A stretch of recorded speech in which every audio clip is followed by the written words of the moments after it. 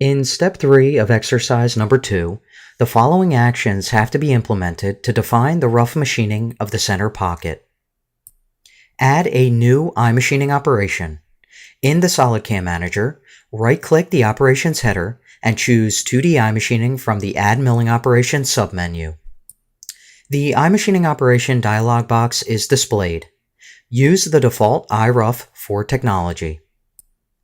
On the geometry page, click the New button to define the machining geometry for the center pocket. In the SolidWorks graphics area, pick on the lower contour of the pocket as shown. Select Auto Constant Z in the Chain section of the Geometry Edit dialog box to close the chain. Click the Yes button to accept the selection. The geometry is defined. Click OK to confirm the geometry selection and exit the Geometry Edit dialog box. Switch to the Tool page and click the Select button to display the Part Tool table. Currently, there is one tool available for use to machine this cam part. Define a new, smaller tool by clicking the Add Milling Tool button. Select End Mill from the Milling Tools list. Under the Topology tab, set the diameter value to 9.5 millimeters. Keep the default remaining tool parameters, which provide a cutting length of 24 millimeters. Change the number of flutes to 5. Change the outside holder length value to 40 millimeters and add a tool holder. Switch to the Holder tab and select the HSK A63 from the local list.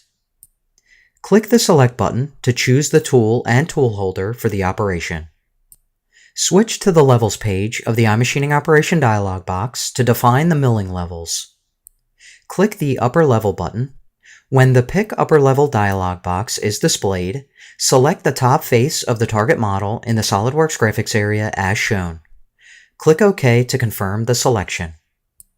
Next, click the Pocket Depth button and select the lower face of the center pocket as shown. Click OK to confirm the selection. Next, switch to the Technology Wizard page. By default, the wizard will use Automatic to calculate the depths. The wizard will step down the full depth, 12.7 millimeters. The machining level aggressiveness is set to 6 by default. On the Technology page, the step down and cutting angles generated by the wizard are shown. By default, a 0.24 millimeter allowance will be left on the walls. On the link page, the default ramping angle value of 5.3 is used for the operation. This means that the helical entry into the pocket will be performed at a ramping angle of 5.3 degrees. Name the operation iRough Center Pocket. Click the Save and Calculate button to add this iRough operation to the cam tree and calculate the iMachining toolpath.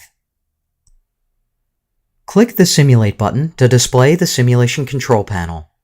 Using the default HostCAD simulation mode, click the Play button to show the wireframe toolpath on the model.